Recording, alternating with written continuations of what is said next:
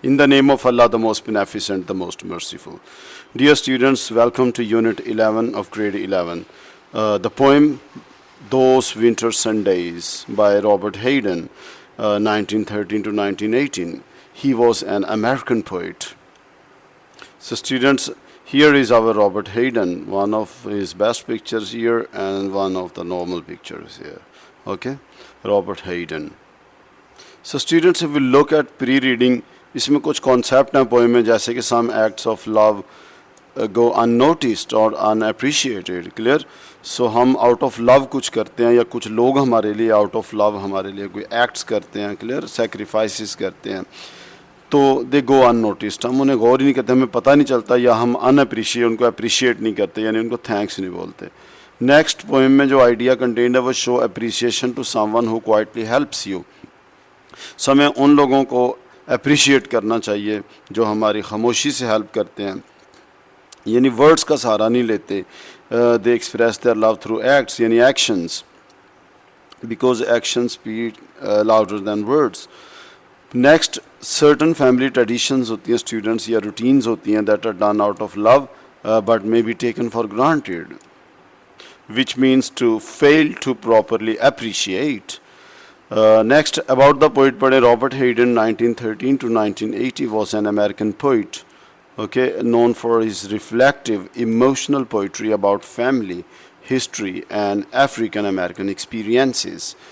Okay, so mostly based on hardships and sufferings in life. Born in Detroit, he grew up, ये American state है student, Detroit. He grew up in a foster home. Okay, so foster home में इसको यानी कि पाला गया था. और फॉस्टर होम्स मोस्टली उन बच्चों के लिए होते हैं जिनके या तो पेरेंट्स एक्सपायर डेड हो चुके हैं, या फिर वो अफोर्ड नहीं कर सकते अपने बच्चों को रियर करना, यानी रियर क्या होता है, पालना. ओके, सो रियर भी कहते हैं. रियर एज अ वर्ब, इसका मतलब पीछे हटना भी होता है, क्लियर. लेकिन यहाँ पे रियर पालना यानी रेज, RAISE, रेज. सो वो फोस्टर होम जो था वाज मार्क्ड बाय हार्डशिप, यानी उसकी जो नुमाया खूबी थी वहाँ पर वो बहुत हार्डशिप्स का सामना करना पड़ा इवन कि इन फोस्टर होम में, which inspired many of his poems. तो वहाँ के जो हार्डशिप्स थी उन्होंने इंस्पायर किए थे उसकी पोइम्स को, जिसे कहते हैं ना मुश्किलें ज़ौक़ अमल को जला बख्शती हैं, clear. So including those winter Sundays poem भी उन्हीं इंस्पिरेशन का एक रिज़ल्ट है, आउटकम है. Educated at Detroit City College, Detroit City College में उनको तालीम दी गई. At the University of Michigan, Hayden became first African American consultant in poetry to the Library of Congress. और ये US पोइट लॉरिएट भी थे स्टूडेंट्स, यानी ऐसे पोइट थे who was honoured for achievement. Next, his famous works include Middle Passage, Frederick Douglass, and Those Winter Sundays. His poetry is celebrated for its emotional depth. Student, ये बहुत important बात है कि इसकी poetry जो emotional depth में और vivid imagery पर based है, यानी इमोशनली कोई डीप फीलिंग्स को शो करती है जो हार्ट्स को मूव करते हैं, मूविंग फीलिंग्स. और ये विविड इमेजरी को यूज़ करती है, यानी कि एवरीडे लाइफ के बारे में, और जो वर्ड्स यूज़ हों अगर वो माइंड में एक पिक्चर क्रिएट हो जाए स्टूडेंट्स से, विविड इमेजरी कहते हैं, यानी एवरीडे लाइफ के बारे में, चीज़ों के बारे में, right. So let's start reading the poem. First we read the poem to get the overall view of the poem, then we will go for line explanation. Sundays too, अब देखिए student, Sunday नहीं है, Sundays है, clear. Sundays too my father got up early, Sunday को भी मेरे वालिद साहब जल्दी उठते, clear. And put his clothes on in the, तो यहाँ पे एंजॉयमेंट आप देख सकते हैं स्टूडेंट, इनकम्प्लीट लाइन्स हैं. और एक और बात है कि ये हमारी पोएम जो हमने पढ़ी है फ्रीडम, क्लियर, चैप्टर नंबर 9 की, वो भी फ्री वर्स है और ये भी फ्री वर्स है. डियर स्टूडेंट्स, फ्री वर्स की बात करें तो जो फ्री वर्स है वो फॉलो नहीं करती किसी मीटर को, राइम स्कीम को, क्लियर, रिदम को. ओके हो गया. So what is free verse? A form of poetry verse which follows no patterns of meter और रिदम और rhyme. So again, Sundays too my father got up early and put his clothes on in the blue black cold. यानी poet simple कहना चाह रहा है कि Sunday को लोगों का रेस्ट का टाइम है, लेकिन मेरे वाले साहब जल्दी उठ जाते थे जबकि लोग सो रहे होते थे। And put his clothes on, और अपने जो डंगरी होती थी, लाइब्रेरी थी, अपना जो काम का लिबास था, clear, in the blue black cold. अब यहाँ पर स्टूडेंट देखें कोल्ड ब्लू ब्लैक है, एक तो यहाँ पर ब्लू ब्लैक में अलिट्रेशन है, क्लियर, और ब्लैक का एल, कोल्ड का एल, क्लियर, अलिट्रेटेड है। दूसरा ये ब्लू ब्लैक कोल्ड का मतलब है कि वो सुबह सादक सनराइज से तुलू होने से पहले जब लाइटली ब्लू स्काई होता था, ओके, तो उस डार्कनेस में जो ब्लू शेड था उसी में उस सर्दी के अंदर, क्लियर, हो सकता है ये फॉग और डार्कनेस की वजह से थोड़ा लाइट जो स्काई है वो ब्लू ब्लैक नज़र आता हो। Okay, it's very early time, far before dawn, सूरज तुलू होने से पहले का टाइम है ब्लू ब्लैक कोल्ड, क्लियर।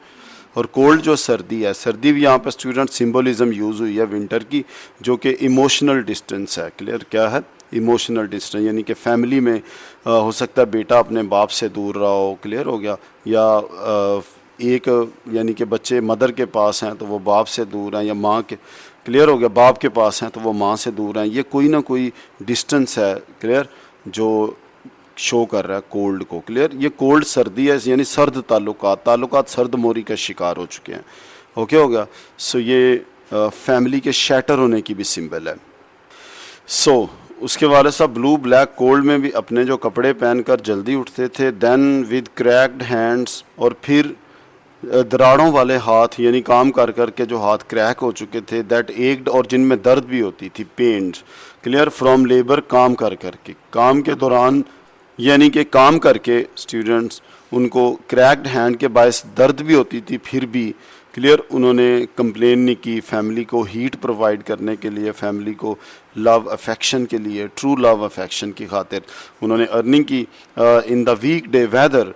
सो वीक डे वेदर स्टूडेंट यहाँ पर बड़ा इंपॉर्टेंट है, एक तो अलिट्रेशन हुई है डब्ल्यू के साथ, क्लियर, डब्ल्यू साउंड से, और दूसरा वीक डे वेदर मतलब जो भी मौसम हफ्ते में होता, वीक डे का वेदर होता, रेन होती, क्लियर, स्टॉर्मी होता, तो what ever whether it was, तो हर वेदर में वो ड्रेस ऑन होकर अपने काम पे जाते थे, और साथ में फैमिली के लिए इस कोल्ड में क्या करते थे, वीक डे वेदर में मेड बनाते थे, क्लियर। तो ये कि ये इस लाइन में जस्ट वन वर्ड है, क्लियर हो गया, तो ये फ्री वर्ड्स है, और ये भी एंजैममेंट यहाँ यूज़ हुई है।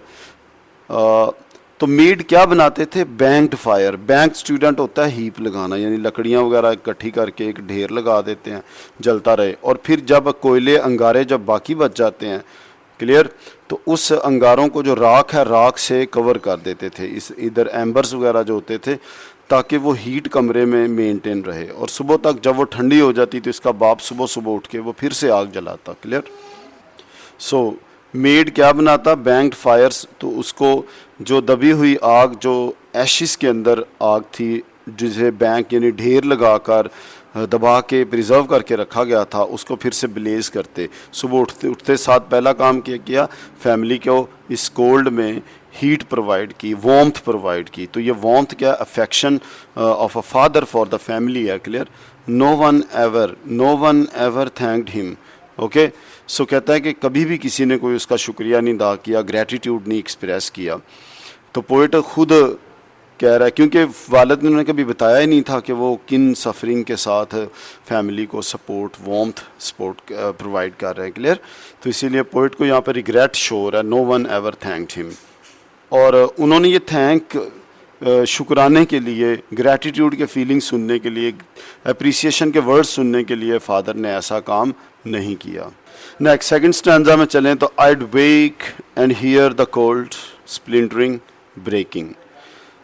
तो पोइट कहता है जब मैं उठता तो मैं देखता मुझे स्प्लिंटरिंग यानी किसी चीज़ को टुकड़े टुकड़े करना, स्प्लिट इनटू पीसेस, जैसे लकड़ी को काट कर, क्लियर, या तोड़ कर उसके टुकड़े करते हैं, उनसे जो आवाज़ आती है वो स्प्लिंटरिंग होती है, क्लियर हो गया। या छोटे छोटे चंक्स में उसको कट करना, क्लियर, तो उसे क्या कहते हैं, स्प्लिंटरिंग। तो कहता है उसके लकड़ी के टूटने की आवाज़, लकड़ी नहीं यहाँ पर हियर द कोल्ड, सर्दी के टूटने की आवाज़ आती, यानी सर्दी बाहर इतनी थी, सर्दी में यानी कि वो चिंगारियों, आग की चिंगारियों की आवाज़ भी हो सकती है, और ब्रेकिंग की आवाज़ आती, okay. When the rooms were warm he'd call, तो पोइट कहता है कि when the rooms were warm, जब घर जो गर्म हो जाता था, क्लियर, कंफर्टेबल यानी वार्म आ जाती थी, तो फिर वो मुझे हीड कॉल, मुझे उठाते, मुझे जगाते, and slowly I would rise and dress, तो फिर मैं आहिस्ता आहिस्ता यानी कि लेजरली विदाउट एनी हरी उठता और ड्रेस कर पहनता। यानी कि पोइट कह रहा है कि अपने बचपन की बात कर रहा है, क्लियर। हो सकता है पोइट स्कूल के लिए उसने वेकअप किया फादर ने बेटे को, लेकिन उठने से पहले ताकि सर्दी ना हो जाए, तो सर्दी को क्या था, कोल्ड को ब्रेक ऑलरेडी उन्होंने ब्रेक किया था। Feeling the chronic angers of that house, chronic student very old होते हैं, जैसे बीमारी कोई क्रॉनिक हो जाए, क्लियर, तो वो बहुत ओल्ड पुरानी इनक्योरेबल हो जाती है। तो यहाँ पर जो टोन स्टूडेंट्स पोइट की होगी है, वो टोन जो है वो रिफ्लेक्टिव और रिग्रेटफुल है। कौन सी? Reflective and regretful. और यहाँ पर स्टूडेंट्स गौर करें कि यहाँ पर कोल्ड और वार्म, यहाँ पर कंट्रास्ट भी फिगर ऑफ स्पीच यूज़ हो रहा है। सो स्टूडेंट्स, अगर यहाँ हम बात करें fearing the chronic angers of that house, अब ये देखिए कि पोइट जो है वो फॉस्टर हाउस में रहा है, क्लियर हो गया, यानी हम समझ लें यतीम खाने में रहा है, क्लियर। तो वहाँ पर जो हार्डशिप्स होंगी, एंगर्स, इसका मतलब क्या है, वो क्रॉनिक एंगर्स क्या मतलब, उनका फियर क्या मतलब है? उसका मतलब है a home environment characterized by persistent tension. एक ऐसा होम एनवायरनमेंट दिया गया जिसमें मुसलसल टेंशंस एंड कॉन्फ्लिक्ट्स थे, clear. So the speaker as a child experienced a sense of unease, so वहाँ पर उसे बेचैनी का एहसास हुआ एंड फियर, खौफ का हुआ, due to the frequent arguments, okay. वहाँ पर जो फ्रीक्वेंट यानी मुतकर्ररा, रिपीटेड, ऑफ्ट रिपीटेड जो आर्ग्यूमेंट्स थे, बहस थे, मुबाहिसे, झगड़ा, क्लियर, क्या हुआ, and lack of warmth within the family, और फैमिली में कोई किसी किस्म के इमोशनल डेप्थ नहीं थी। वार्मथ यहाँ पर क्या है, emotional affiliation, affinity, closeness, clear. So this phrase acts as a metonymy representing the pervasive atmosphere of anger and its impact. So represent कर रही है pervasive atmosphere, यानी कि prevalent atmosphere को, of किस चीज़ की, anger की, यानी कि इसको anger का सामना करना पड़ा है वहाँ पर, okay? कहाँ पर? फॉस्टर हाउस में। And its impact on the speakers relationship with his father, okay हो गया। सो यहाँ पर मिटोनमी, ये भी एक फिगर ऑफ स्पीच होता है स्टूडेंट जो यूज़ हुआ है, जिसमें एक क्लोजली रिलेटेड जो फ्रेज होती है या वर्ड होता है उसको सब्स्टिट्यूट किया जाता है एक्चुअल वर्ड के लिए, क्लियर हो गया। तो यहाँ पर जो क्रोनिक एंगर है उसको किसके लिए रिप्लेस, वो मिटोनमी है किस चीज़ की, the pervasive atmosphere of anger की and its impact on the speaker relationship. तो ओवरऑल जो एटमॉस्फेयर ऑफ एंगर को क्रोनिक एंगर कह दिया गया, क्लियर हो गया। सो ये मिटोनमी है। नेक्स्ट थर्ड और last stanza, speaking indifferently to him. Indifferently क्या स्टूडेंट्स, इसका मतलब है विदाउट शोइंग एनी पे सिंपैथी, यानी apathetic, APATHETIC, apathetic, clear, without showing any feeling of concern.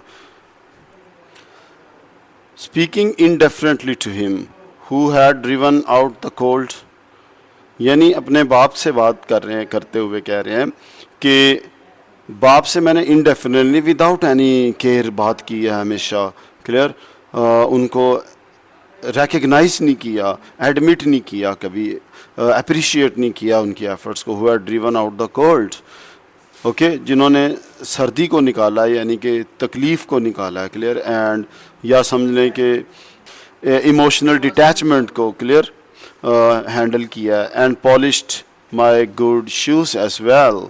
सो अब अप्रिशिएट करेगा, रिग्रेटफुल टोन यहाँ पर है, क्लियर, कि उसके बाप जो उसके जूते भी पॉलिश करता था और बच्चे ने हालांकि कभी कहा नहीं है। तो यही स्टूडेंट ट्रू लव है।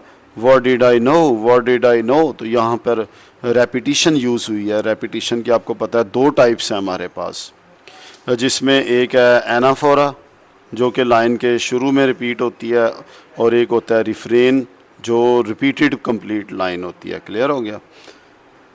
सो यहाँ रेपिटिशन की जो लाइन रिपीट हो रही है ये भी रेपिटिशन है, clear, of loves austere and lonely offices.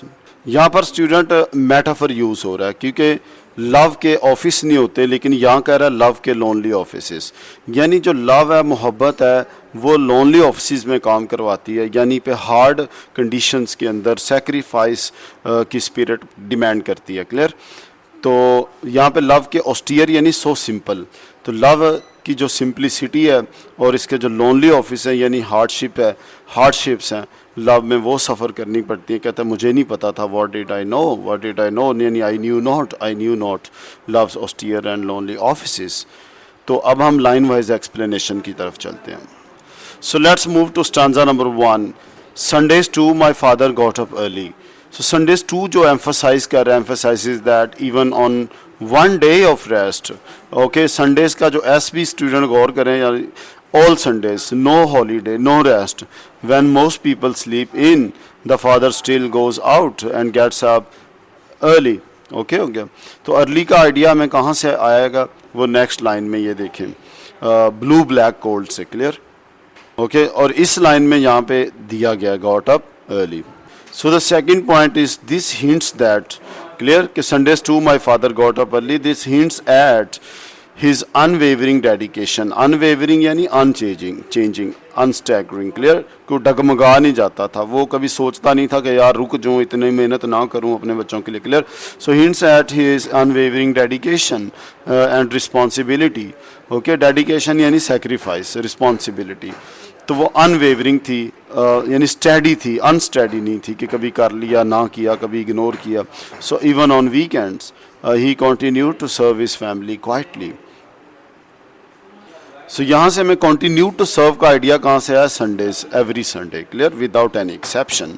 Next second line, and put his clothes on.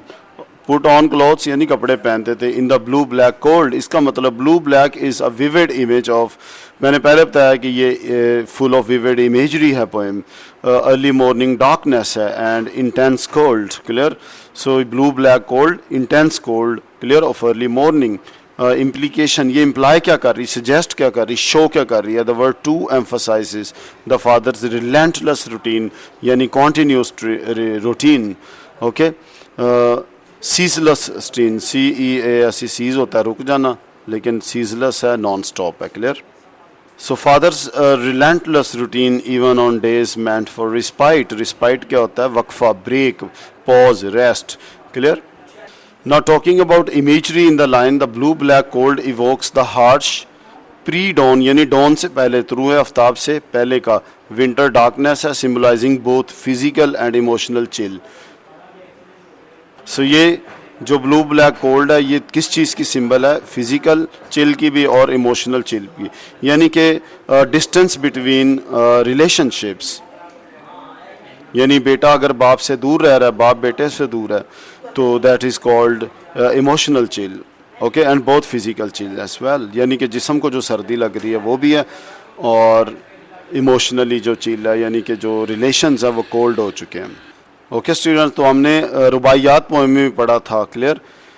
वहाँ पे भी जो कोल्ड था वो इमोशनल चिल का था। क्लियर? कि हमारी जो प्रेयर्स हैं वो कोल्ड हो चुकी हैं, यानी कोई इमोशंस नहीं है हमारे प्रेयर्स के अंदर। क्लियर हो गया? जस्ट स्किन डीप फीलिंग नहीं है, surface superficial just show off के फीलिंग है। Moving to line number 3, then with cracked hands that ached. ये क्या शो कर रहा है? ये father's hands are cracked and ached, यानी पेन होती है, दर्द होती है from hard physical labour. So most likely ये मैनुअल और आउट ऑफ वर्क है, और it's not just a job, it's exhausting and damaging to his body. Cracking of hand show कर रहा है। Next, he continues working on Sundays despite the pain, दर्द के बावजूद वो संडे को काम करते हैं। Highlighting his self sacrifice and endurance. Okay, तो उनकी अपनी जो कुर्बानी को भी और उनकी बर्दाश्त को भी हाईलाइट कर रहा है। नेक्स्ट फोर्थ लाइन, तो वो हैंड एक किससे कर रहे हैं? फ्रॉम लेबर, मेहनत से। In the weekday weather made. Okay, so the father's, the speaker's father works hard during the week. Okay, so weekday weather, likely doing manual labor outdoors in harsh conditions. So labor suggests physical demanding work.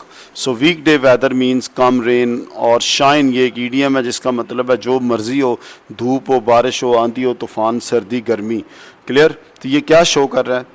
It emphasizes that, yani shows that he endures whatever the weather is like, rain, cold, wind, all week long. So cracked hand student क्या है, physical toll, यानी wear and tear जो है, physical toll क्या है, wear and tear of manual labor. Manual labor से जो जिस्म को wear and tear मिलता है यानी toll मिलता है, और a metaphor for unacknowledged toil, और ये एक इस्तारा भी है किस चीज़ का, ऐसी टॉयल, ऐसी मेहनत का जिसको एक्नॉलेज नहीं किया गया, अप्रिशिएट नहीं किया गया. सो अनअप्रिशिएटेड, अनरिवॉर्डेड. क्लियर. जो टॉयल है, लेबर है, ड्रजरी है. ड्रजरी भी student DRUDGERY, drudgery. Clear. Extreme hard work को मेहनत शाका को कहते हैं. क्लियर. सो पिछली लाइन में मेड था, made banked fires blaze, no one ever thanked him. So banked fires are fires that have been kept smoldering, जिन्हें सुलगता रहने दिया गया, यानी कि आग बुझने नहीं दी, through the night, पूरी रात. Clear. often covered with ashes to preserve embers, अंगारों को प्रिजर्व करने के लिए ऐश जो है ऊपर, यानी राख ऊपर डाल दी जाती है ताकि अंदर अंगारे जो हैं वो हीट इमिट करते रहें पूरी रात, कमरा गर्म रहे. So the father carefully rebuilds the fire, सुबह उठते ही फिर से वो आग जलाता है, turning quiet embers into warm blazes, फिर वो खामोश अंगारों को फिर से दहकती हुई आग में बदल देता है, providing heat for the family. Next, this is an act of love, not flashy but deeply caring, जो not showy just. Clear. Not ostentation. Ostentation क्या होता है, दिखावा. OSTENTATION, show off. Okay. NI वॉश. Now banked fires blaze is reviving, blazing यानी आग का जो ब्लेज हैं, शोले हैं. क्लियर हो गया आग के. सो उनकी तरफ इशारा है. रिवाइविंग यानी restoring, bringing back to life, smouldering embers, सुलगते अंगारों को. Clear. Into warmth. The father's labour sustains the household, तो फादर की जो लेबर मेहनत है उससे सस्टेन यानी सस्टेनेंस मिलती है, चूल्हा चलता है, रोज़ी रोटी चलती है ऑफ द हाउस होल्ड, घर की. Yet it's invisible to others, तो दूसरे बाप को काम करता हुआ नहीं देखते. क्लियर. सो वो शो ऑफ नहीं करते. So no one ever thanked, यहाँ पर अस्टॉक एडमिशन है, यानी एडमिट किया जा रहा है, तस्लीम किया जा रहा है. स्टॉक यानी वेरी. क्लियर. एक्सट्रीम किस्म का, स्ट्रेस देने के लिए वर्ड आया. Of familial indifference. So familial indifference क्या है, इनडिफरेंस हमने पहले बात की, एपैथी होती है. Clear. Showing no care toward others. So ये फेमिलियल है, यानी कि पोइट की अपनी ही इनडिफरेंस है. यहाँ पर पोइट को रिग्रेट हो रहा है कि मेरे बाप ने इतना किया हमारे लिए. क्लियर. तो हम कोई किसी किस्म की थैंक्स यानी कि कभी कोई अप्रिसिएशन नहीं दी, शुक्रिया नहीं बोला, उनको एडमिट नहीं किया उनकी मोहब्बत को. The line stands alone emphasising its weight, तो अकेली लाइन जो है ना, नो वन एवर थैंक्ड, ये पॉइंट अकेली लाइन आई है यहाँ पर, तो ये इसका मतलब है ये बहुत इंपॉर्टेंट लाइन है. और थीम इसका क्या, इनग्रेटिट्यूड है and invisibility of care giving है. Let's move to stanza number 2. I wake and hear the cold splintering and breaking. ये मेटाफर है स्टूडेंट, कोल्ड जो सिम्बलाइजिंग हार्शनेस है, इमोशनल डिस्टेंस है और चाइल्डहुड हार्डशिप्स. सो ये कोल्ड तीन चीज़ों की सिंबल है, हार्शनेस की, नंबर 2 इमोशनल डिस्टेंस की, और नंबर 3 जो चाइल्डहुड हार्डशिप्स की है. सो ये जो कोल्ड है ये is being broken by the warmth the father creates.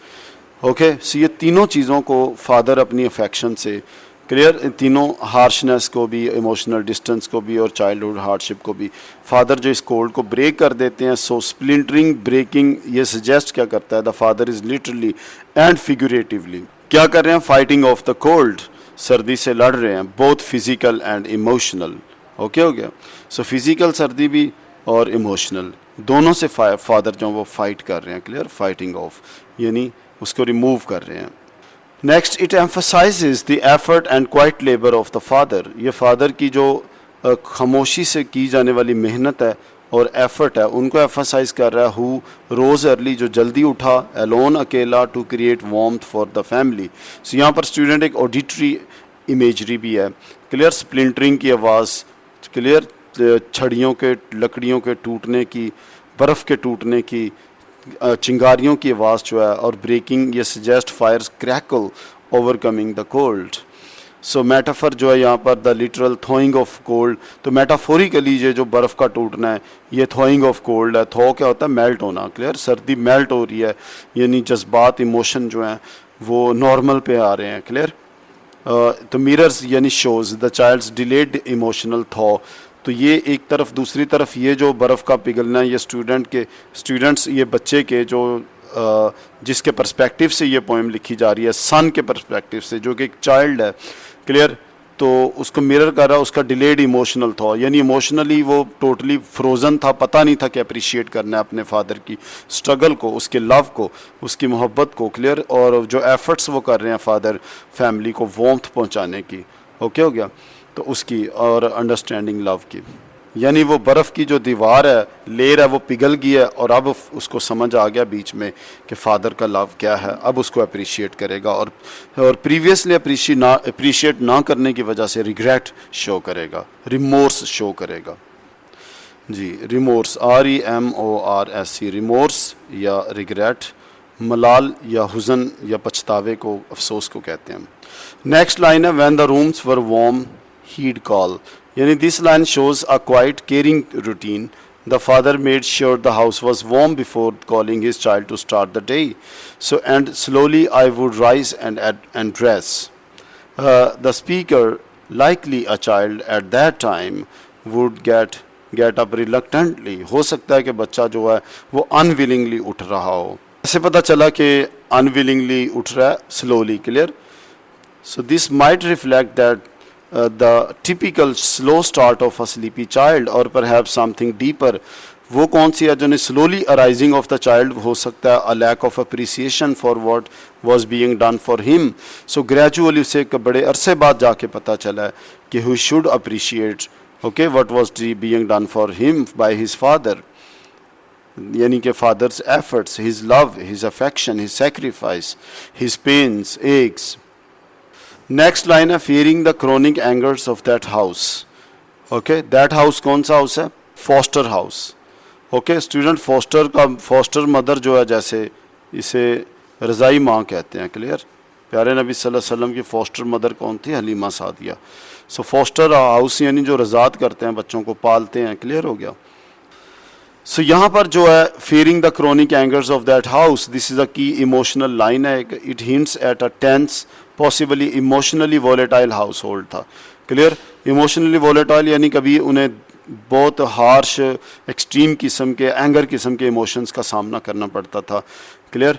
Chronic means ongoing और परसिस्टेंट, यानी जो कभी ख़त्म ही नहीं होते थे। There may have been regular anger, वहाँ पे कॉन्फ्लिक्ट था, इमोशनल डिस्टेंस था। So while the father shows love through action, the emotional environment in the home is strained और cold. Here begins third stanza. First line is speaking indifferently to him. Indifferently यानी apathetically, without any regard or concern for someone. So speaking indifferently to him, the speaker remembers that as a child he spoke to his father without emotion or appreciation, not realizing or not acknowledging what the father was doing for him. Clear? So अगर हमारे लिए कुछ sacrifices कर रहा है, effort कर रहा है, clear, और मैं बता भी नहीं रहा, तो हम उससे इनडिफरेंट हैं क्योंकि हम उसे अप्रिशिएट नहीं कर रहे। इस सेंस में हम इनडिफरेंट शो करते हैं। नेक्स्ट लाइन है who had driven out the cold, so the father literally heated the house in winter. ये लिटरल मीनिंग है by getting up early in the morning and making a fire. So a physical act of care and love है, and polished my good shoes as well. So this small quiet gesture जो है ये gesture of love है, shows the father's attention to the child's well-being and appearance. It emphasizes how much the father gave without being asked. Clear? उससे demand भी नहीं किया, without being asked, demand नहीं किया गया था, फिर भी उसने दिया, यानी बिन मांगे दिया। Clear? And without being thanked, okay, ना उससे मांगा गया, ना उनका शुक्रिया अदा किया, फिर भी उन्होंने वो ही continue to give. So here goes the last line, loves austere यानी very simple, stock simple, lonely offices. So this is the final powerful line of the poem. Austere means where, strict or without luxury, yani very simple. So lonely offices refers to duties or responsibilities that carried out alone, often unrecognized. Clear? यानी unappreciated, unacknowledged. So the speaker is realizing that love isn't always warm or expressive.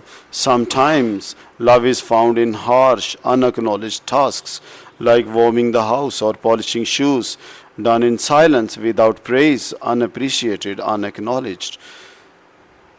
So students, अब हम बात करेंगे poem के main जो ideas हैं, जहाँ से हमने सीखा क्या है, जो मैं एक्सप्लेनेशन और क्वेश्चन आंसर्स में असिस्ट करेंगे.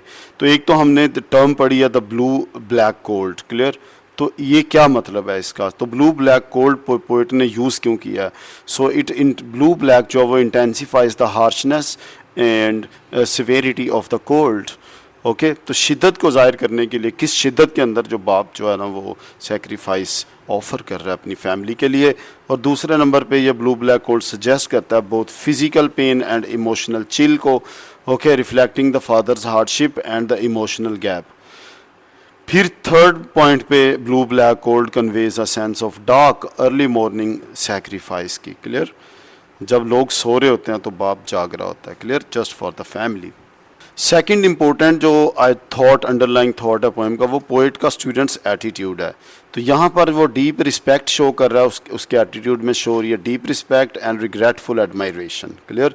बाप के लिए रिस्पेक्ट है और रिग्रेट उसे हो रहा है एडमायर करते हुए, क्योंकि बहुत लेट कर रहा है. क्लियर? सो एडमायरेशन है लेकिन रिग्रेट है कि I am so sorry dear dad because I am so late. Okay, so in admiring you, acknowledging your efforts, your sacrifice, the tone reflects a belated recognition. Belated yani belated, both happy recognition of father's quiet love. Okay, he's happy that he has recognized his father's love ultimately. So he honors the father's unspoken. वो honor कर रहा है father के. उस father ने कभी नहीं कहा देखो मैं तुम्हारे लिए क्या करता हूँ, तुम्हारे लिए सुबह सुबह जागता हूँ, तुम्हारे लिए मेरे hand crack हो चुके हैं. Clear? सो वो ऑनर कर रहा है फादर के अनस्पोकन और कंसिस्टेंट सेक्रीफाइसेस को. क्लियर? तो सेक्रीफाइस और कंसिस्टेंट है, संडे नहीं है, संडेज हैं. दो दे वर ओवरलुक्ड एट द टाइम. एक टाइम था जब वो बचपन में था तो उसे रिग्रेट है कि वो बचपन में ही क्यों नहीं अपने फादर के लव को अप्रिशिएट कर सका. ओके, सो ये फीलिंग स्टूडेंट हो सकता है पोइट के इस फॉस्टर हाउस में आने के बाद हैं. पहले वो अपने बाप की वो स्ट्रगल एफर्ट्स को याद करता होगा. Maybe his father might have been expired. Next student, जो मेन अंडरलाइंग आइडिया वो पोइट का व्यू पॉइंट है, और उसका जो व्यू पॉइंट है वो चेंज होता है. वो चाइल्डहुड में और था और एडल्टहुड में और है. एज अ चाइल्ड देखें तो उसका व्यू पॉइंट था इनडिफरेंट था, यानी he didn't care about his father's effort sacrifices and ungrateful था. He didn't thank clear his father in his childhood, so unaware of his father's efforts था. no one ever thanked him. यहाँ से हमें idea हो रहा है. लेकिन as an adult उसका जो व्यू पॉइंट है, यानी उसका जो पर्सपेक्टिव है वो चेंज हो गया. He feels guilt sorrow. अब बड़े होकर से अफसोस हो रहा है कि नहीं, मुझे पहले ही डे वन से ही, बचपन से ही मुझे अप्रिशिएट करना चाहिए था. Feels guilt sorrow for not appreciating father's love earlier. तो लाइन है, what did I know. Clear? What did I know of love's austere and lonely offices? Next underlying idea की बात करें तो वो है poet is critical of his younger self. जब बचपन में था तो अब उसका वो क्रिटिसाइज़ कर रहा है कि बचपन में तुमने बड़ी हमाकत की है कि अपने बाप के मोहब्बत को अप्रिशिएट नहीं किया. So the poet expresses mild self criticism. Mild level के अपने आप को क्रिटिसाइज़ कर रहा है एंड रिमोर्स और रिग्रेट शो कर रहा है, पछतावा, मलाल. क्लियर? हाथ मल रहा है. So he realises he failed to recognise love in action not in words. Okay हो गया? तो वो लव जो एक्शन में था, यानी डूइंग समथिंग था, ना कि सिर्फ लफाजी था. The repetition of what did I no shows guilt and emotional distance from his past self. Next underlying idea की बात करें तो वो इमेजरी और सिम्बोलिज्म है. वो जो कन्वे कर रही है कम्प्लेक्स इमोशंस को. क्लियर? सो कम्प्लेक्स इमोशन पोइट्री में स्टूडेंट इमेजरी और सिम्बोलिज्म के ज़रिए एक्सप्रेस होंगे, कन्वे होंगे. इमेजरी जो है वो ब्लू ब्लैक कोल्ड की है, क्रैक्ड हैंड दैट एक्ड है, कोल्ड स्प्लिंटरिंग है. तो ये इवोक कर रही है हार्शनेस और सेक्रीफाइस को, यानी एविडेंसेस ऑफ सेक्रीफाइस भी कह सकते हैं. और सिम्बोलिज्म है फायर की. फायर जो है फादर्स केयर एंड वार्मथ है, जबकि पॉलिश शूज़ जो है वो unnoticed love in everyday acts हैं. और finally these devices reflect emotional complexity of unspoken love. Unspoken love की किसको रिफ्लेक्ट कर रहे हैं? इमोशनल कॉम्प्लेक्सिटी को. नेक्स्ट हम देखेंगे यहाँ पर्सोनिफिकेशन यूज़ हुई है और इसका इफ़ेक्ट क्या है। पर्सोनिफिकेशन है हियर द कोल्ड स्प्लिंटरिंग, कैसे है, कोल्ड जो है वो स्प्लिंटन कर रही है, क्या कर रही है, स्प्लिंटरिंग, जबकि इंसान जो है वो करते हैं स्प्लिंटरिंग यानी कि टुकड़े टुकड़े करना, क्लियर, और ब्रेकिंग, लेकिन यहाँ पे कोल्ड कर रही है, तो क्या होगा, इसका इफ़ेक्ट है gives life and violence to the cold. Okay हो गया, तो कोल्ड को लाइफ मिल गई है और ये वायलेंस यानी तोड़ फोड़ ब्रेकिंग का काम कर रही है, showing the father's battle against harshness to protect his family, और emphasises the effort it took to create warmth, clear, warmth create करने के लिए जो एफर्ट लगी है, ये पर्सोनिफिकेशन उसको भी शो कर रही है, और physically and emotionally. Okay, warmth क्या कहाँ पहुँचाएगी है, बहुत फिज़िकल लेवल पर भी और इमोशनल लेवल पर भी। नेक्स्ट स्टूडेंट, इमोशनल वार्मथ की बात करें तो is characterized by behaviours like affection, praise and support, fostering a secure, foster करना यानी इनकलकेट करना, डेवलप करना, clear, a secure and nurturing environment for children. तो ये इमोशनल वार्मथ है, क्लियर। इसमें एक चीज़ और ऐड हो सकती है यानी कि feeling of safety against fear और इनसिक्योरिटी, तो ये भी इमोशनल वार्मथ है। नेक्स्ट हमने शुरू में बात की कि ये फ्री वर्ड्स फॉर्म में है, तो ये फ्री वर्ड्स फॉर्म में क्यों लिखी गई है, उसका फ़ायदा क्या है, to enhance its meanings. Okay हो गया, तो नेचुरल फ्लो होता है, जिस तरह से आइडियाज़ आ रहे होते हैं तो वो नेचुरल वे में लिखी जाने का मतलब है उसके मीनिंग, उसकी फ़िलॉसफी, थॉट्स, क्लियर हो गया, उसकी जो स्पिरिट है वो मेंटेन रहती है आइडियाज़ की कंटेंट इन द पोएम। तो free words mirrors natural speech and emotional reflection, clear. So naturally emotional जो फ्लो हो रहे होते हैं उनको शो करता है और reflects the unstructured unspoken nature of father's love. So father का लव कोई स्ट्रक्चर्ड नहीं है, कोई स्पोकन नहीं है, तो इसीलिए पोएम जो है ना वो फ्री वर्ड्स में लिखना इस सूटेबल था। और फिर एब्सेंस ऑफ राइम और मीटर री इन्फोर्सिस, फिर से ये बात कंफर्म अश्योर रीअफर्म करती है the serious reflective tone of the poem. तो अगर राइम और रिदम होता तो वो मीटर और वो बनावटी हो जानी थी, जबकि यहाँ पर क्या है, नेचुरल फ्लो है, क्लियर हो गया, ये सीरियस और रिफ्लेक्टिव। तो टोन में जिस तरह रिफ्लेक्शन आ रही है, थिंकिंग आ रही है, डीप थिंकिंग है, कंटेम्पलेशन है, क्लियर, जो जो आइडियाज़ आ रहे हैं वो नेचुरल सीक्वेंस के साथ हैं, तो इसीलिए आर्टिफिशियल मेड अप कंट्राइव्ड कोई रिदम राइम स्कीम के साथ नहीं है। सो स्टूडेंट, सेकंड लास्ट जो पेन अल्टीमेट हमारा जो पॉइंट है वो सिग्निफिकेंस ऑफ द टाइटल। तो ये टाइटल दोज विंटर संडेज जो है इसकी क्या सिग्निफिकेंस है और the plural form of Sundays क्या शो करती है। तो संडेज जो है वो इम्प्लाइज यानी सजेस्ट रेपिटिशन एंड रूटीन, यानी एस जो शो कर रहा है हर संडे, जब भी संडे आएगा ये रिपीटेड है, और रूटीन है the father sacrifices were regular and on going, तो ये रेगुलर और on going non stop ceaseless, clear, उन सेक्रीफाइसेस को शो करने के लिए ये टाइटल जो है वो इम्पोर्टेंट है। Sunday highlights that this quiet devotion happened often not just once, फिर इसकी ऑफन होने को शो कर रहा है, ये कोई ओकेजनल या कोई इंसिडेंटल नहीं है कि एक बार हो गया। फिर winter reflects both physical cold and emotional distance during those times, यानी एक तो विंटर वहाँ की सर्दी, दूसरा विंटर ये सर्दी जो है वे हालात की सख्ती है, क्लियर, बाप से दूर रहने की सख्ती है, फैमिली की लव अफेक्शन की जो बिलोंगिंगनेस की क्लियर एब्सेंस है वो भी कोल्ड है। And finally theme of those winter Sundays के थीम की बात करें, इसमें एक तो थीम है theme of unspoken parental love है, फिर थीम ऑफ जो रिग्रेट एंड रियलाइजेशन है, और थर्ड नंबर पे theme of house hold tension है, और नंबर 4 पे अल्टीमेट रेविलेशन का थीम है। So theme of unspoken parental love की बात करें तो इट एक्सप्लोर्स, ये थीम जो एक्सप्लोर करता है fathers quiet selfless sacrifices that go unnoticed and unappreciated by his child. So love is shown through actions, not affectionate words. Okay, so affectionate word यानी वो सिर्फ बनावटी होते हैं, क्लियर हो गया, फिल्मी होते हैं। So theme of regret and realisation की बात करें, the adult speaker looks back with remorse, looking back he thinks it is time to repent, regret, clear, show regret और remorse over his apathy, clear, indifference, regrets failing to recognize his father's devotion in childhood, कि बचपन में ही क्यों नहीं अपने father की devotions को, sacrifices को रिकग्नाइज किया। एंड हाउस होल्ड टेंशंस की बात करें स्टूडेंट्स तो वो chronic angers hint eight emotional distance between father and child, तो क्रोनिक एंगर भी इसका थीम बन जाता है। फिर अल्टीमेट रेविलेशन क्या है, यानी फाइनल रेविलेशन ने रिवील हो जाना, कुछ अपने ऊपर आश्कार ज़ाहिर होना। So true love can be silent, enduring and frequently unacknowledged, ये भी इसका थीम है। Clear? So thank you very much students, and best of luck for all your exams in this world and the world here after.